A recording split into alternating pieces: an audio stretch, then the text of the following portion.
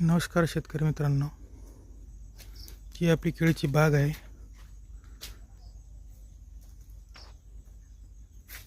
केळीला भाव नसल्या कारणाने 300 ते 400 रुपये प्रति क्विंटल केळीला सध्याच्या घडीला भाव आहे. त्यामुळे कोणताही व्यापारी माल खरेदी करत नाही आहे.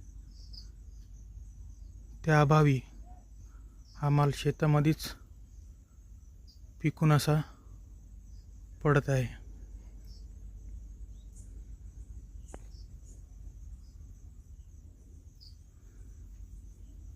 पूर्ण ही बाग 4000 झाडांची आहे. ही शेतकऱ्यांची व्यथा आहे.